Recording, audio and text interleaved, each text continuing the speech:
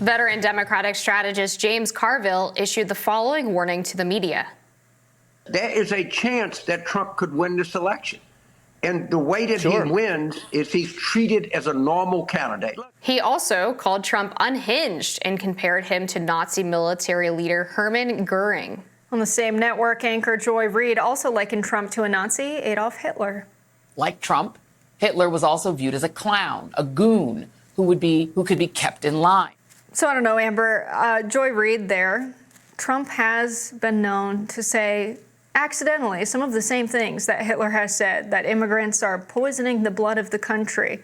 When asked about this, he said, I'm not a student of Hitler, not familiar with his work. It just comes naturally to him, I guess. That's kind of a dangerous sentiment. Poisoning the blood of our country, it sounds like not wanting migrants to come to the United States from Mexico because you don't want them to be a part of the United States. You don't want them to have babies with other people who are citizens of the United States. That's the vibe it gives off. So when people criticize Trump for being Hitler-esque, I can definitely see it when it comes to some of the rhetoric around immigrants, but undoubtedly Hitler was worse.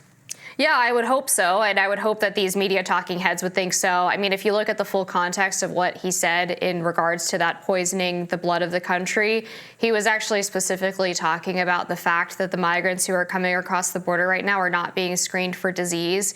We've actually seen an increase in some diseases that we actually thought were eradicated being spread in these detention facilities and then potentially making their way to U.S. citizens. So the media, I think, deliberately did not show the full claim that he was making in order to gin up this outrage against the former president. And generally, I would say that this type of rhetoric comparing the GOP frontrunner to a Nazi is disgusting. It has no place in the media. You are basically calling the 82 million Americans who support the former president Nazis because they would vote for someone that is akin to Adolf Hitler. And it's the type of rhetoric that can potentially spark calls for violence against the former president. I mean, if you genuinely think that Trump is going to be elected and govern like Adolf Hitler, meaning start a genocide against a portion of the country, then you could see how someone could reasonably believe that they need to act in self-defense to prevent him from ever taking office, potentially taking violent action against him to prevent him from taking office. I mean, there have been media stories in the past that have suggested that Trump should be tried for treason and that he should hang in the public square. There's been all kinds of violent rhetoric from the media about Trump, and I just find it so ironic because this is the same mainstream media that constantly accuses conservatives of being the ones to foment violence or to give air to extremists when they can't seem to help themselves from talking about the most popular politician in the country running for president right now compared to Joe Biden, as if he's a cancer on society who needs to be eliminated. Most popular politician in the country compared to Joe Biden. Very low bar, Amber, I must say. I will That's true. Point out that I didn't phrase that well. He repeated this poisoning thing about immigrants poisoning the country a few times, 8 times on the campaign trail. One of the full quotes was, "They are poisoning our country. They are poisoning the blood of our country. They're coming from all over the world. They're coming from prisons. They're coming from mental institutions and insane asylums. They're terrorists.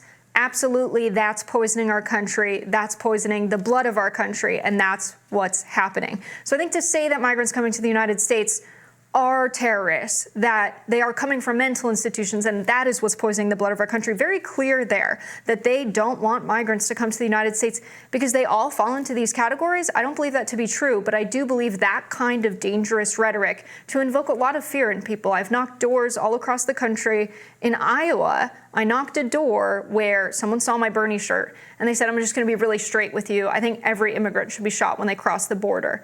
The rhetoric we're seeing out of Texas, the rhetoric we've seen across the country, seems to reflect this kind of rhetoric that could turn into genocidal rhetoric. And I think that's what people are afraid of. To say that Donald Trump is Hitler today, no. But a lot of the rhetoric is unfortunately very similar to the rhetoric we saw among the far right in Germany that ended up leading to the Holocaust. And I think that's why so many people are afraid of another Trump presidency, because they really want to see a way forward that is productive. Instead of saying, immigrants are coming for your jobs and they're all criminals and they're poisoning the blood of our country and they want to, take over white society and be the majority of votes and make the Democrats always win. Instead of saying stuff like that, we could say there's actually enough for everyone. We're the wealthiest country in the world. What we have very clearly is an allocation problem with the amount of food we throw away, with the amount of wealth that's accumulated at the top. We have more than enough for the 8 million immigrants that have come into the United States this year and all of our citizens to live a full and prosperous life.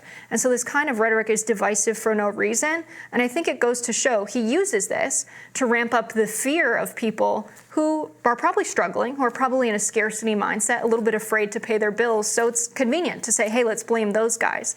But someone like Donald Trump, who then goes and gets into office and decides, I'm going to pass tax cuts for corporations and reduce the taxes for the lower and middle class, but actually let's take that away. Let's have a time limit where that expires, but let's make the corporate tax cuts permanent. It's really obvious who he's actually serving. It's just, there's such a cognitive dissonance, though, between those two positions. Like, okay, Trump took office in 2016 and all he did was pass tax cuts, but somehow we think that if he gets in office again, he could potentially turn into Hitler. Like, it's just not computing for me.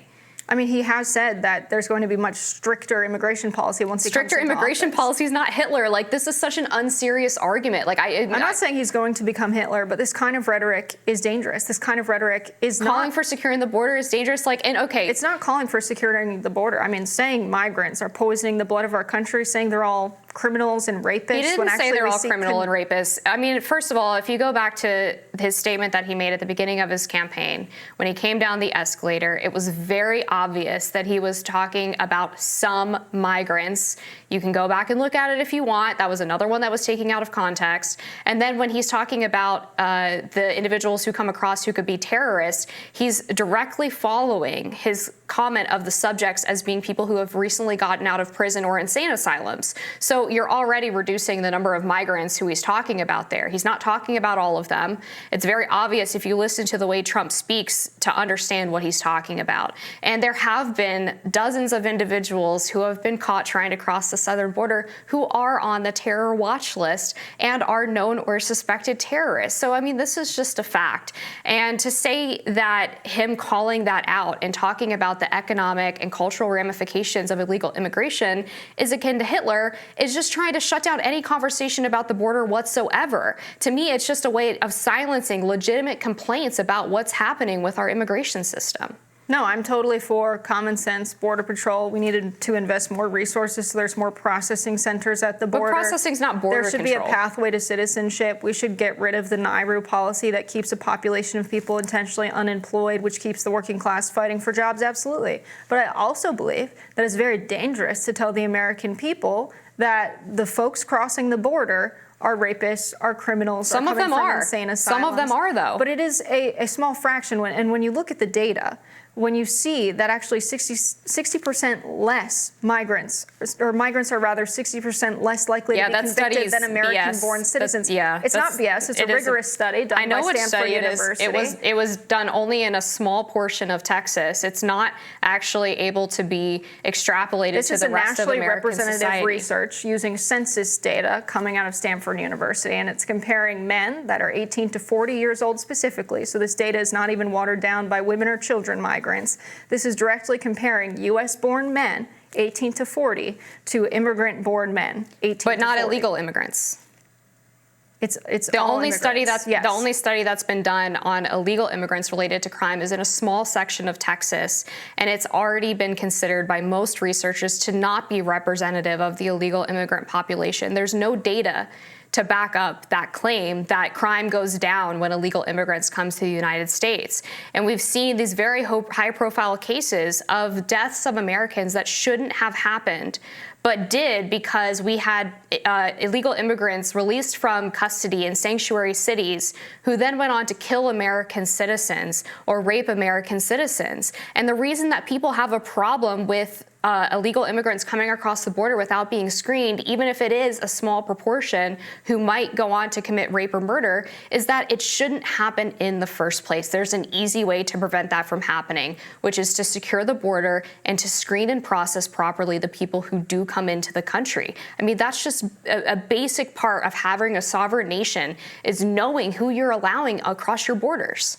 What you just described is already the law, though. So then what needs to change is more resources at the border to enforce these laws legally. Yeah, Biden needs to enforce the law. Absolutely. He's not doing that. He's not enforcing the law. That's the whole point. I think a lot of money needs to be allocated by Congress. Congress constitutionally has the power of the purse. And so if we are going to have a change in migration policy, it is going to need to come from Congress. You But don't need money to change policy, though. I don't think the solution, you do need money to No, you don't, policies, because the Supreme Court has already ruled that there's all kinds of executive power available to any president to affect immigration policy. Trump did not get more money when he signed Remain in Mexico. He did not get more money when he made a deal with the Mexican government. It would need to be allocated by Congress if we are going to pass No, I'm policies. saying he didn't need money to make those policy changes. He didn't need Congress to allocate to enforce them.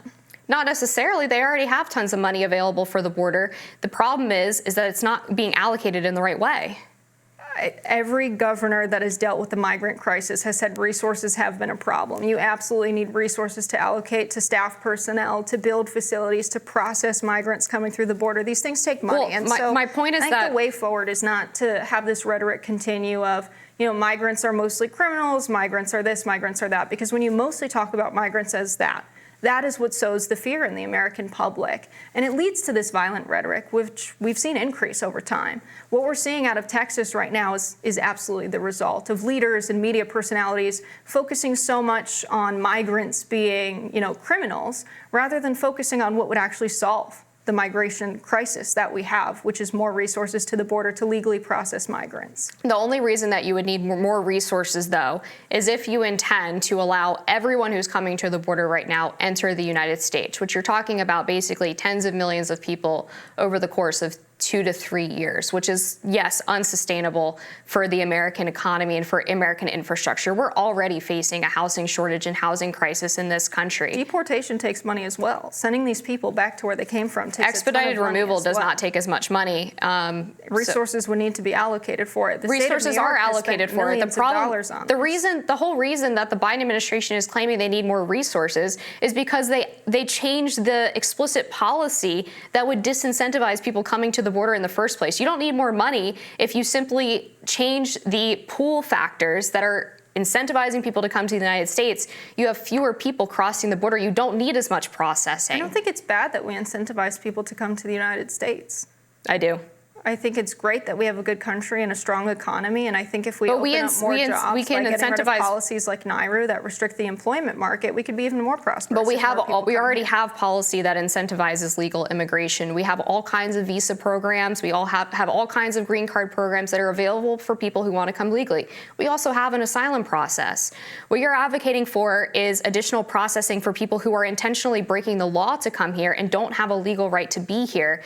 That's why we have a backlog in immigration court, is because we have tons of people coming across the border who don't have any legitimate claim to be in the country besides the fact that they like America. I get it. Everybody loves America. There are people all around the world who would kill to come to America. And yet we're giving priority to people who intentionally break the law to come here at the expense of other bright minds, potentially, other people who can contribute to society, who have just as much of a desire and a love for America that want to be here.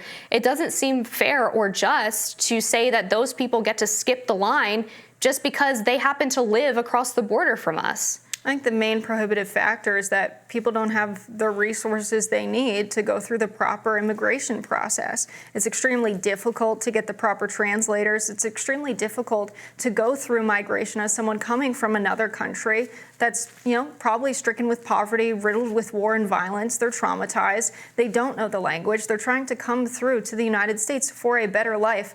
And to meet that with militarization at the border, I just don't think it's a human solution to a very human problem. Yeah, I mean, you don't have to militarize if they go through proper ports of entry. And not to mention, there are so many nonprofits available in America that give these people free legal advice, free lawyers.